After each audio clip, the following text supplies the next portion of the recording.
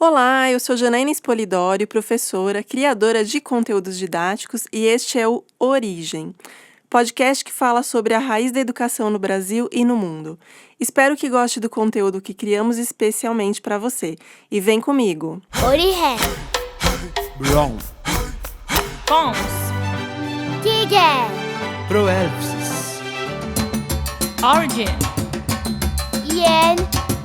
Origem, com Janaína Spolidório. Oi, gente, tudo bem? Aqui é a Carol Cardenas. Calma, não desliguem, você não está no podcast errado. Aqui é o Origem, da Janaína Spolidório. Ela tá aqui comigo. Jana, dá um oi pro pessoal. Oi, pessoas! Estou aqui sim com a Carol. É que a gente resolveu trocar um pouquinho como ela faz comigo. Ela deu a introdução nesse podcast, mas ela vai explicar um pouquinho para vocês agora o que seria esse tal de podcast. Vamos lembrar que podcast é um programa de rádio. Então, vocês não vão ver a nossa imagem, não, ainda bem, porque hoje eu não tô muito legal para aparecer mesmo. Mas vocês vão ouvir a nossa voz, vão ouvir as nossas discussões aqui. Hoje a gente tem bastante coisa para falar. Nosso podcast Origem, o literário, a gente sempre traz uma obra e a gente aborda ela sempre com uma visão para a educação, pensando no professor, no aluno, na escola. A obra de hoje ela é bem interessante. Confesso para vocês, essa obra foi escolhida pela Jana. E eu confesso para vocês que quando ela falou, vamos fazer de tal obra, eu falei, meu Deus, Jana, como é que a gente vai linkar isso com educação? E ela falou, pode ficar tranquila que a gente consegue. Pois não é que conseguimos, vocês vão se surpreender. Vou contar a obra para vocês e a Jana vai contar pra gente um pouquinho da história, tá bom? A obra de hoje é adivinhem, duvido que vocês adivinhem. Como nós estamos em outubro, a Jana escolheu uma obra assim para fazer jus ao mês de outubro, ao Halloween e a tudo mais. E a nossa educação tá um pouquinho Halloween também, né, gente? Tá um pouquinho assustadora. Então, a gente aproveitando esse ensejo todo, vamos falar de Frankenstein. Sim, você já ouviu falar de Frankenstein? Frankenstein, ou o Prometeu Moderno, foi escrito pela Mary Shelley, devido a um concurso que ela participou entre amigos, e eles queriam saber quem ia fazer o melhor conto de terror.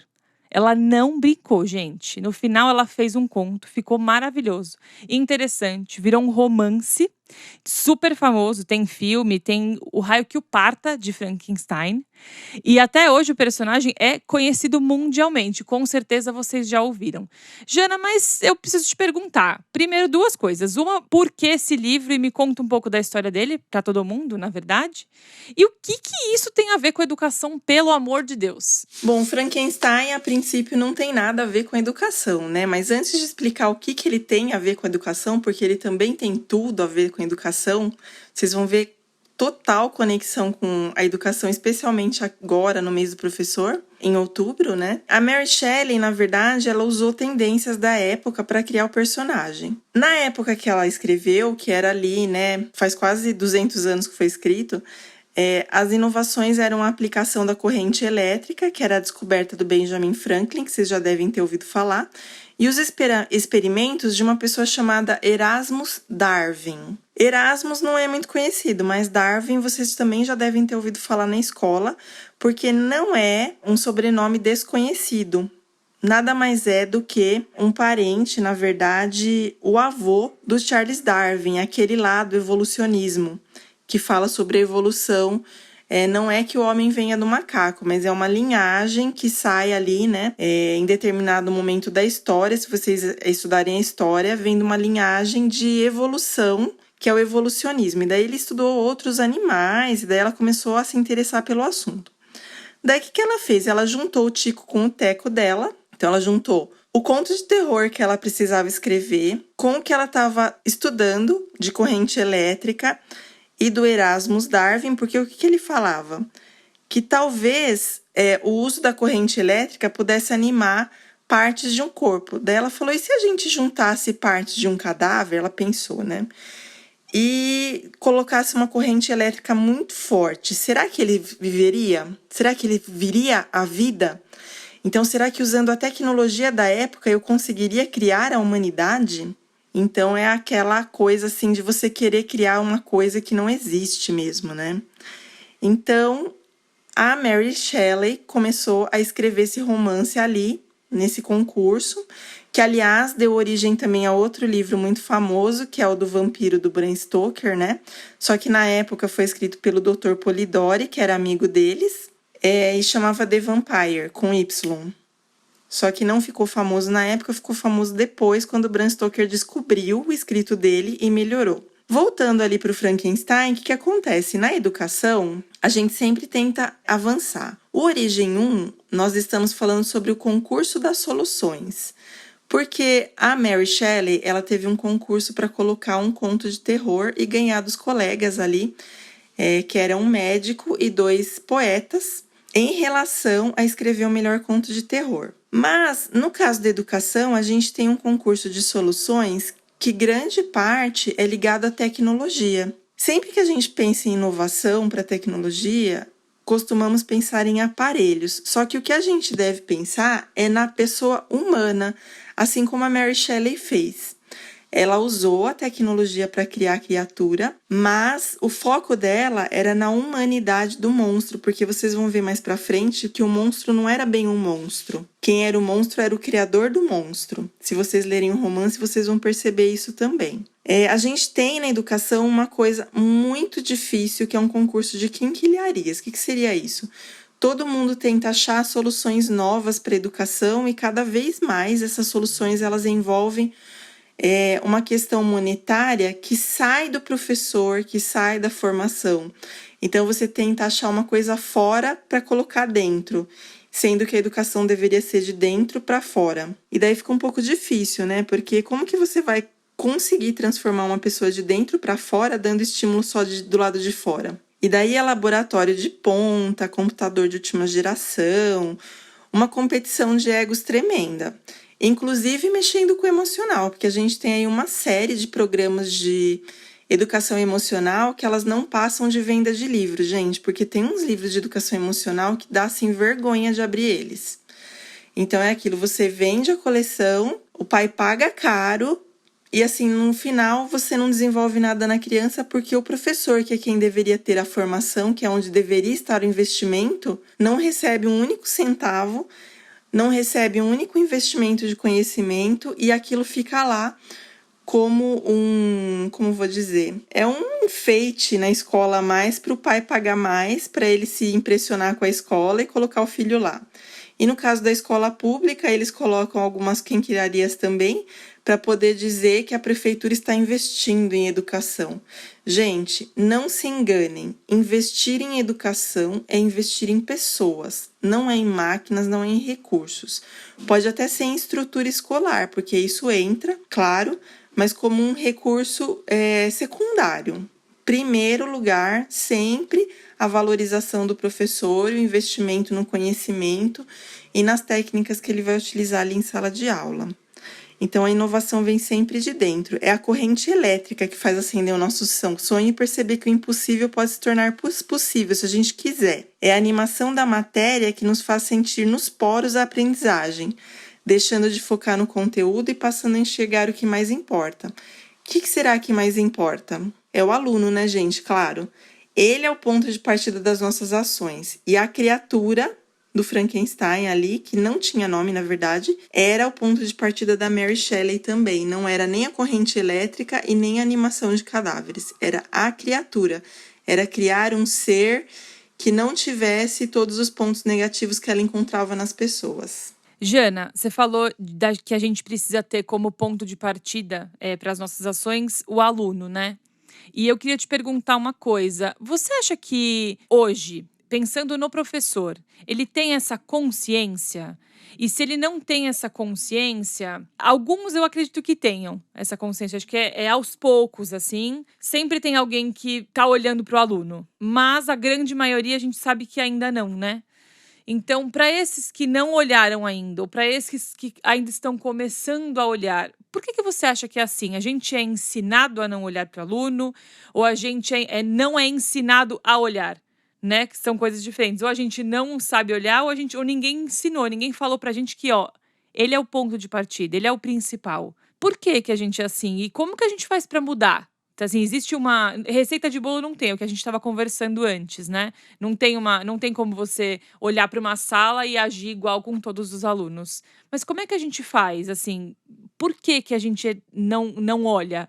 É mais fácil? Você acha que é mais fácil não olhar para o aluno? É mais fácil você criar uma coisa, um padrão, uma receita de bolo para fazer as coisas? O que que você acha? Me fala. Bom, Carol, o ser humano, na verdade, a gente tem na formação não só do professor, mas do sistema educacional, é uma questão que ele ensina a gente a depender dos outros e dos conteúdos. Então, a gente já tem a escola dividida em conteúdo. Nós estamos tentando passar isso para habilidades, né, com a BNCC, mas não completamente, porque ela também não é uma coisa mágica e eu não, assim...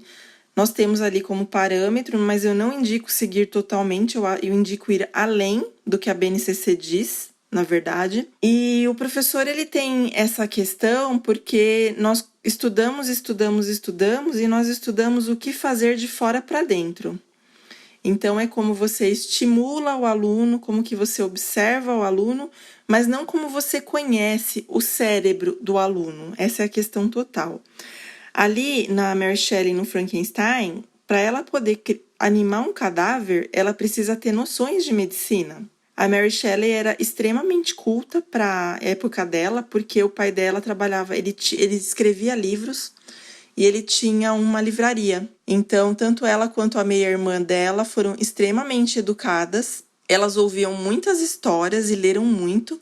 E ela conhecia muito, muito mesmo da parte científica da época. Ela, inclusive, era acostumada a entrar nos meios científicos por causa do pai. Então, o que falta ao professor é isso, entrar no meio científico. Quando a gente fala de educadores, nós nos pautamos muito em educadores que têm observação psicológica. O que é observação psicológica? É quando você observa alguma coisa e tira conclusões.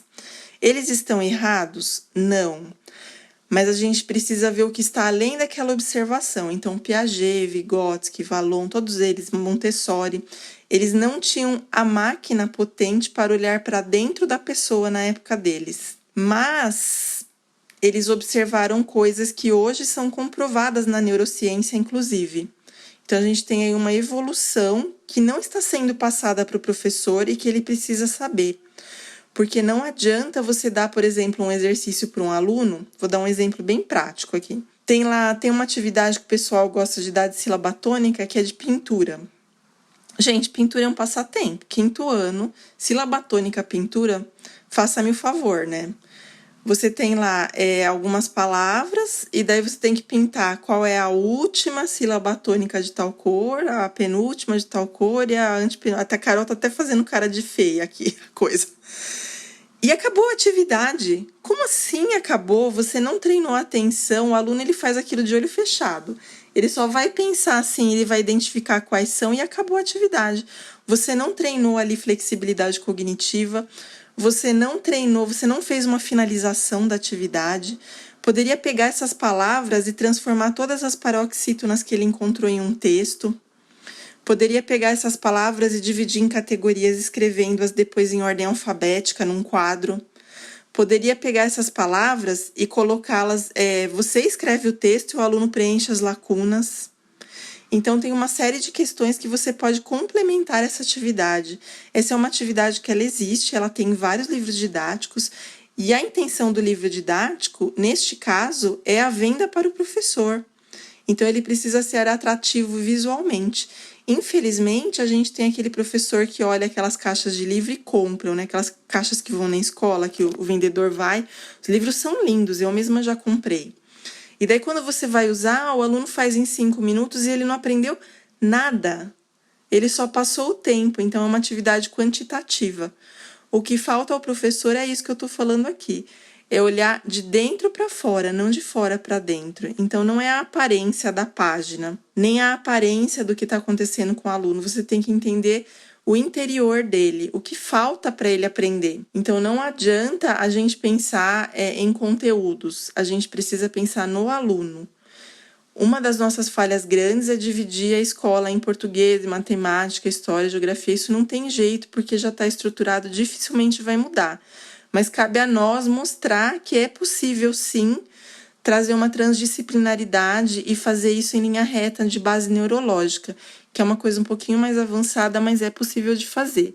E quando nós estivermos prontos para fazer isso, aí sim a gente pode diminuir, inclusive, desigualdade social, porque daí nós estaríamos igualando o que as pessoas pensam. Você não iguala o pensamento social, mas você iguala a função cognitiva, porque você consegue estimular de um modo mais igual. Você estimula diretamente o cérebro, não a pessoa.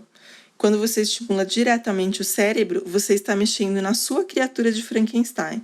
Você não está mexendo num educador que já morreu e fez uma observação psicológica que de 100 anos atrás. Você está mexendo no agora. Então, isso é muito importante para a educação. Origem, com Janaína Espolidório. Muitas pessoas não sabem, mas o Frankenstein ele tem 2 títulos juntos. A Mary Shelley ela teve assim muito esmero em colocar o título Frankenstein, o Prometeu Moderno. Outra coisa que muitas pessoas não sabem, eu tô no coisas e pessoas, porque eu tô pensando aqui na coisa e na pessoa, né? É que o Frankenstein não é, na verdade, o nome do monstro, é o nome do criador. O monstro foi criado por Victor Frankenstein, gente, e ele não é um monstro. Ele recebe o nome de Frankenstein porque quando você cria uma coisa que não tem nome, ela recebe o sobrenome do criador, por isso que ele se chama Frankenstein. Se chama o Prometeu Moderno, porque era moderno para a época, né, da Mary Shelley. Mas para quem não conhece, Prometeu foi um titã que roubou o fogo dos deuses, o que fez ele sofrer uma sina muito cruel. O fígado dele era comido por uma águia todos os dias, e isso aconteceu por 30.000 anos. Isso lá na mitologia. Tem uma variante desse mito, que é o preferido da Mary Shelley, que o Prometeu ele cria o homem do barro e de partes de animais. Então, ele confere ao homem a vida com a centelha do fogo celestial que roubou da carruagem do sol. Então, é uma versão um pouco mais poética que a Mary Shelley gosta mais. A intenção da Mary foi mostrar ao mundo os riscos da gente ter um orgulho desmedido. Então, foi uma das intenções dela. E esse orgulho a gente encontra também na educação, porque a educação ela chega a ser egocêntrica. Mas, Jana, quando você diz orgulho na educação, eu concordo, a educação ela é egocêntrica. O ser humano né? Quando você disse isso na educação, eu queria que você explicasse um pouco melhor pra gente. Tipo, em palavras de entendam. Me ajuda, Jana. Bom, eu já falei várias vezes aqui no podcast sobre o egocentrismo pedagógico, que é quando o professor ele pensa no modo como ele ensina, mas não pensa no modo como o aluno aprende. Isso aparece quando, por exemplo, você quer ensinar naquela metodologia. Então, o seu foco é a metodologia, não é o aluno. Então, porque eu uso o método tal e ele dá certo. Então, você está falando que o método dá certo, mas o que você ensinou dá certo a longo prazo? Essa é a questão.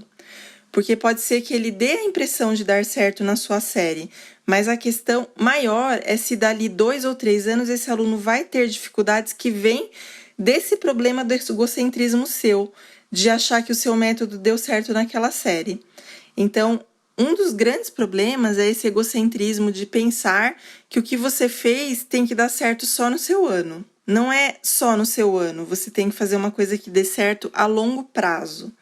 Se o seu ato aqui for algo que dê certo só para o seu ano, esse seu aluno ele vai começar a criar lacunas de aprendizagem que vão aparecer 2 anos depois. Então, é aquele aluno que não vai aprender multiplicação, é aquele aluno que não vai interpretar a situação problema por causa de uma coisa que você fez. Não é porque o professor dele de 3º, 4º ano não está conseguindo ensinar, é porque foram problemas colocados antes. Porque o professor de 1º e 2º ano, ele não conhecia o cérebro dessa criança, ele não sabia como esse cérebro funcionava, e ele deu coisas superficiais que são de um método de observação psicológica, como eu expliquei anteriormente. Então, a gente precisa interpretar o que a gente ensina e como a gente ensina. A educação tem um problema que é somar as quantidades. Então, estatística, quantos alunos, essa questão de teste de PISA E toda vez, gente, eu detesto isso. Infelizmente, a gente tem que usar, porque senão você não convence as pessoas a acreditarem na educação, mas você tem que ficar assim. Antes tinha tantas pessoas que acontecia isso. Depois tinham tantas pessoas. Daí você tem que comprovar ali com números, como se a gente fosse uma quantidade, que aquilo dá resultado. As quantidades de resultados são importantes? São. Mas mais importante do que essas quantidades de resultados são o jeito que esses resultados são colhidos. Então, esse teste que colheu o resultado, ele é quantitativo ou ele é qualitativo? Porque também não adianta eu dar um teste de alternativa ao aluno chutar e eu achar que ele está sabendo. Então, esse tipo de coisa a gente tem que começar a pensar também, que eu não acredito em estatística, vou ser muito sincera, porque eu acho que as estatísticas elas podem ser manipuladas. Eu acho não, eu tenho certeza, porque eu já vi isso acontecendo, inclusive em escola. Então, assim, é uma denúncia de uma coisa que eu presenciei, tá? Não posso falar por causa da ética, né, onde foi, nem como foi, mas já presenciei coisas desse tipo, sim. Não sei se você também já presenciou, mas eu não acredito em estatística por causa deste motivo. Se você quer estimular o aluno, faça isso de maneira qualitativa, porque se for quantitativa ou com base no conteúdo, isso é egocêntrico. Então, quando você fala assim, o Brasil melhorou as estatísticas de educação na leitura, ou piorou, isso é um resultado manipulativo. Pode ser que ele tenha piorado ou melhorado realmente, mas o que foi avaliado, que é a questão, não é o qual foi a quantidade, é o como. Porque esse como foi igual à última avaliação ou foi mais baixa a média de avaliação? Porque você tem que dar a mesma avaliação para ver se o resultado subiu ou desceu. Se você der uma avaliação diferente, você não tem esse parâmetro. Então, é muito egocêntrico por esse motivo, porque você tenta manipular os resultados de um jeito que seja interessante para a pessoa que está fazendo ou para a instituição que está fazendo. Por isso que eu considero egocêntrico. E é uma coisa de orgulho também, desmedido, igual a Mary Shelley fez ali com o livro, porque é o orgulho de provar. Então, eu provo que algo está bom ou ruim de acordo com o que eu quero manipular a pessoa com dados ou com algum tipo de número. Números são irrefutáveis, então é uma coisa matemática. Só que com o número você não consegue medir a qualidade, você mede a quantidade de. Você não sabe qual foi a qualidade que estava atrás daquele número. E Jana, você acha que essa questão talvez seja o nosso grande monstro na educação? No livro, na história da Mary Shelley, quem que era? Você acha que Frankenstein, ele não, porque a gente pensando nele, na coisa, ele não era o monstro da história, ou era?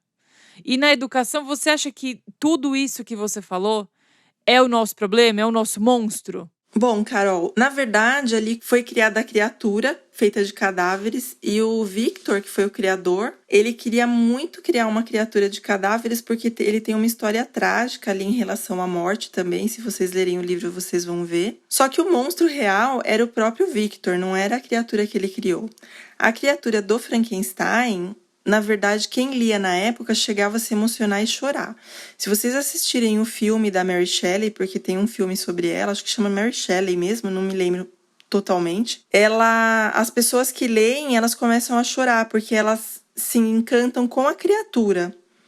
E como ela foi maltratada pelo criador dela. Então, Frankenstein, o monstro, o dito monstro, ele era muito instruído, muito inteligente, até em excesso. Só que ele tinha falhas emocionais, porque ele tem uma rejeição ali do pai dele, que é o Victor. Então, assim que ele abre os olhos dele não são límpidos, igual o Victor achava, eles são amarelados. Então, o Victor acha que ele tem defeitos, assim, visuais. Embora ele tenha pego coisas de cadáveres muito bonitos, que ele tenha considerado bonitos, e tenha levado 2 anos para fazer isso na história, quando ele vem à vida, não é o que ele esperava. E é assim, quando a gente tem um aluno, a gente tem essa questão também, né? A gente idealiza o aluno. Então, você idealiza que a sala vai ser daquele jeito e você idealiza que seu aluno vai ser perfeito. Mas ele não vai, porque cada pessoa tem sua própria personalidade. Assim como a criatura lá do Frankenstein tinha. Então, essa criatura, na verdade, ela é uma coisa assim que representa exatamente isso, que a criatura ela é perfeita dentro de si, só que quem criou ou quem idealizou não enxerga a perfeição que tem ali. Todo mundo tem um talento, que é a perfeição da pessoa. Basta enxergar qual é esse talento. O monstro da Mary Shelley, ali do Victor, ele tinha um talento para as letras, ele era extremamente instruído, ele lia sem parar. Ele era mais instruído do que o criador dele. Ele era extremamente sensível também. Então, o monstro na educação, ele não cessa a aprendizagem, ele busca sempre novas técnicas, novas tecnologias, novas soluções. Mas para quê? Se na educação a gente não sabe onde a gente quer chegar, do que adianta a gente buscar uma tecnologia, uma solução, se a gente não sabe qual é o objetivo do caminho? Aqui dá para fazer até um cruzamento com a Alice, né, no País das Maravilhas, quando ela pergunta pro gato lá qual caminho ela deve seguir. E ele fala, não importa qual caminho você vai seguir se você não sabe onde você quer chegar. Então, não adianta você colocar, porque as crianças precisam de educação emocional, pum, coloca. Educação emocional, ok. Mas o que de educação emocional e de que jeito? Qual é a qualidade disso? Ah, porque a criança precisa ter a questão da tecnologia. Ok. Tecnologia para quê, como e de que jeito? Então, qual vai ser a ferramenta usada? De que forma? Não adianta colocar por colocar, porque daí vai ser sem sentido. Então, o monstro é a própria educação que nos treina para pensar o foco no local errado.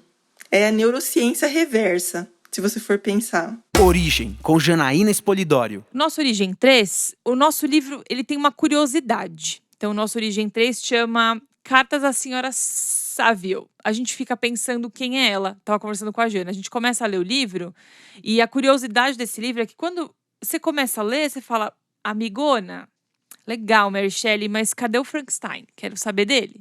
Porque o livro começa de trás para frente. Então, ao contrário do que a gente espera, os personagens eles não aparecem de cara, assim. A gente não dá de cara com o Frankenstein. A gente começa a ouvir. A Shelley começa a contar o romance dela todo fofinho, começa com as cartas para a senhora Saville. E essas cartas elas são escritas pelo irmão. Em várias viagens, ele conhece o Victor e a sua criatura. E em momentos distintos, Victor começa a contar realmente o que aconteceu, como foi a sua história, enfim. E aí a gente começa exatamente a prestar atenção no que está acontecendo, começa a aparecer a história desde o início, e aí a gente começa a não exatamente pela obra, pelo Frankenstein, mas com o vislumbre do que o monstro, de como ele foi criado, do que aconteceu, da origem dele. Origem, gente, origem. Jana, me fala um pouquinho, porque a nossa educação, ela é cheinha de criadores, né? Vamos falar disso um pouquinho? Tá pronta? Vamos lá, Carol. Na educação a gente tem também os criadores, que até a gente já falou um pouquinho, né? Assim, um vislumbre antes, né? Igual a gente vislumbra o Frankenstein de relance ali nas cartas da senhora Saville, porque eles veem a criatura só que de longe e daí eles ficam curiosos, mas daí eles encontram o Victor e ele começa a contar a história da vida dele. Na educação, a gente tem os criadores. Quem que são esses criadores? Eles são os pesquisadores, esses famosérrimos que a gente tem, aí o Brunner, a Montessori, o Piaget, até os mais modernos aí que a gente tem. E também as empresas, que são as que criam as ferramentas que nos ajudam em nosso cotidiano. Engraçado que quando a gente fala em ferramenta, a gente já pensa em tecnologia, né? Mas ferramenta, gente, é qualquer coisa da educação. Inclusive a lousa, que para quem não conhece, a história da lousa, ela foi criada por um escocês, já faz um tempinho aí, acho que uns 300 ou 400 anos, se eu não me engano, James Pilkins, um nome assim estranho. Ela foi uma verdadeira revolução na educação, porque ela foi o primeiro objeto capaz de reunir mais pessoas em uma única sala para poder ensinar a partir de um recurso, porque antes a gente tinha só a folha do caderno ali, né, da anotação. Depois da lousa, o grande boom foi o computador. Então, vocês veem aí que tem um espaço de tempo grande e tudo isso é tecnologia. A lousa é tecnologia, o caderno é tecnologia e o computador é tecnologia. Então, isso é criado ou por pessoas ou por empresas, são os criadores da educação. O grande monstro aqui, será que seria mesmo a educação? E se for, porque a gente tem tanta dificuldade em compreender como educar uma criança. Como fazer ela adquirir esse conhecimento, né? Então, se você refletir, ela própria é o Frankenstein. Porque a educação, ela é feita vinda de pessoas diferentes. Ela não é feita vinda de uma pessoa só.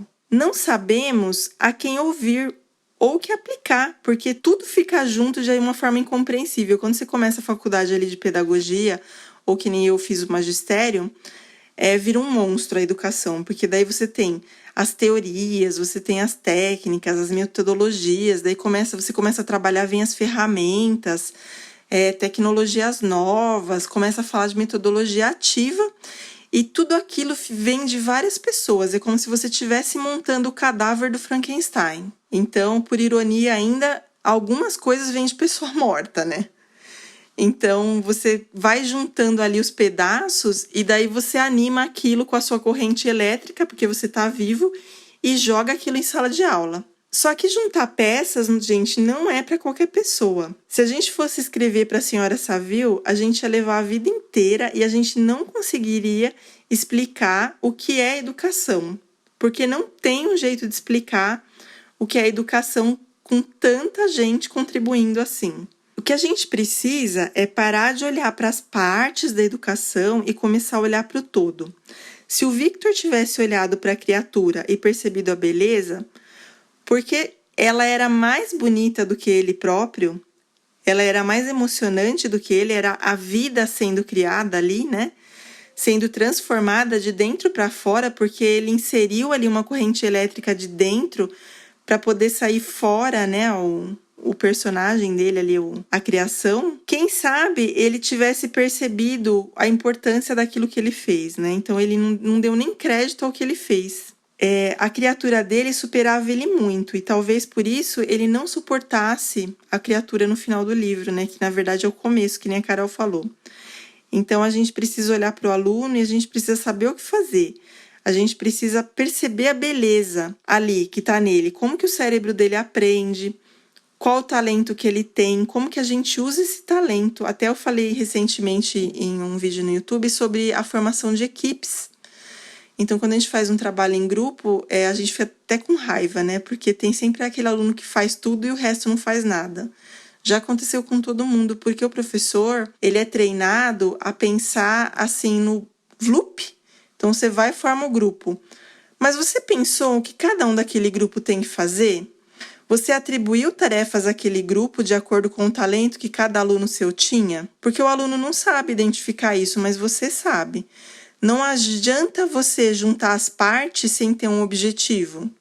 Não adianta você querer fazer um Frankenstein perfeito com peças que não estão perfeitas ainda.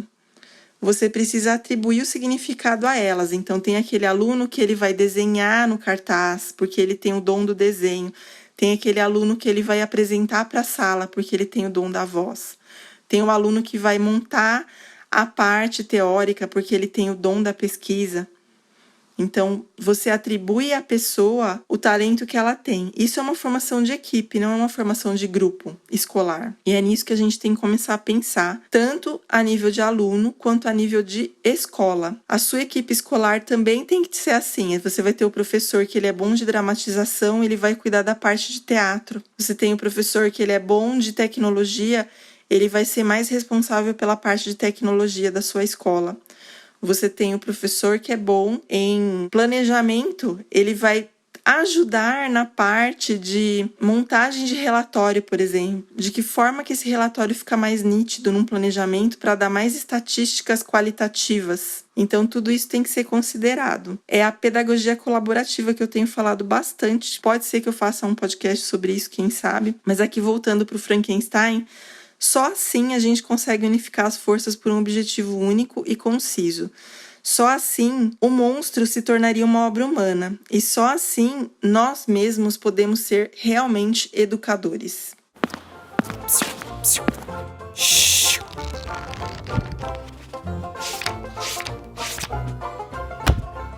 A graça da traça. Frankenstein foi lançado em 1818 e é considerado a primeira obra de ficção científica da história. Foi Shelley quem criou o arquétipo do cientista maluco, usado até hoje, e estabeleceu que seria uma verdadeira obra de terror. Antes de começar o Frankenstein, Mary deu luz a uma filha, o nome dela era Clara, que morreu 6 semanas depois. Na verdade, uma outra curiosidade é que apenas um dos 4 filhos de Mary viveu até a idade adulta. Shelley chegara a escrever em seu diário ter sonhado que a filha voltava à vida. A graça da traça. Frankenstein é um nome alemão que significa Pedra dos Frank. Além disso, o historiador Radu Florescu afirmou que os Shelleys visitaram o castelo Frankenstein em uma viagem pelo rio Reno. E lá eles devem ter ouvido sobre um alquimista desequilibrado chamado Conrad Dippel, que morara no castelo. O tal alquimista estava tentando criar um elixir chamado óleo de Dippel, que faria as pessoas viverem por mais de 100 anos. Como Victor Frankenstein, havia rumores de que Dippel cavava sepulturas e fazia experimentos com os corpos. E esse foi um episódio super aprofundado, como vocês puderam ver, mas eu acho que nós, professores, merecemos coisas bem profissionais que falem de modo mais aprofundado, porque de superficial já chega o que a gente não aprende, certo? Espero que vocês tenham gostado e até o próximo Origem. Origem. Brown. Pons. Tiger. Proelpsis. Origin. Ien. Origem, com Janaína Espolidório.